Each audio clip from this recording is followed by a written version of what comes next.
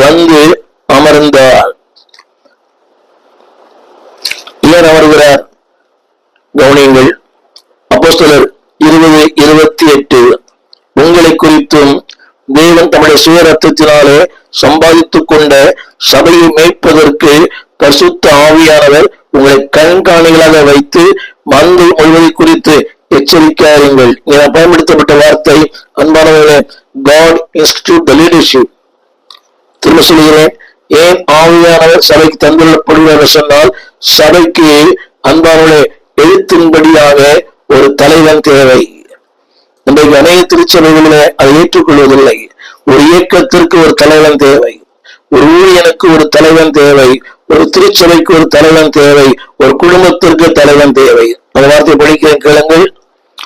அவர் சுய ரத்தத்தினாலே சம்பாதித்துக் கொண்ட தம்முடைய சபையை மேய்ப்பதற்கு அவர் பரிசுத்த ஆவியானவர் உங்களை கண்காணிகளாக. குறிப்பிட விரும்புகிற வார்த்தை என்னவென்றால், அன்பான தேவ பிள்ளையே, தி லீடர்ஷிப்.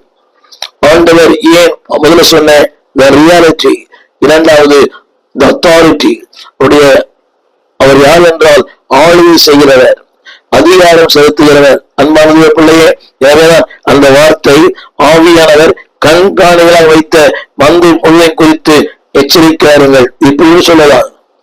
ஒரு மனிதனை தலைவராக வைக்கிறார், ஆவியானவரே எல்லாவற்றுக்கும் மேலாக கண்காணியா இருக்கிறார். ஆங்கிலத்திலே சொல்லப்பட்ட வார்த்தை காட் இன்ஸ்டிடியூட்.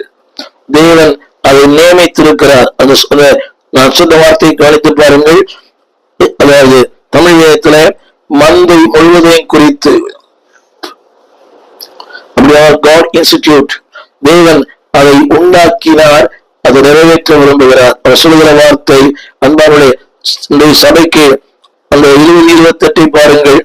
கண்காணிகள் தேவை, ஒரு மேய்ப்பன் தேவை, ஒரு திருச்சபைக்கு கண்காணி தேவை, ஒரு ஊழியனுக்கு ஒரு கண்காணி தேவை.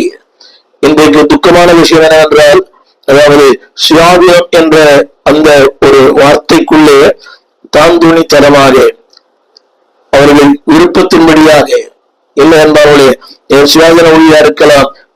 மிகுந்த அன்போடு சொல்லுகிறேன், உங்களுக்கு ஒரு கண்காணி தேவை. உங்களை கண்காணிக்க இல்லை என்றால் உங்களுடைய வாழ்க்கை தறிக்கெட்டு போகும். அந்த இண்டிபெண்டன்ட் என்ற வார்த்தையின் பொருளே இன் ஐ டிபெண்டன்ட். நான் அவரையே சார்ந்திருக்கிறேன், அவருக்குள்ளே நான் சார்ந்திருக்கிறேன்.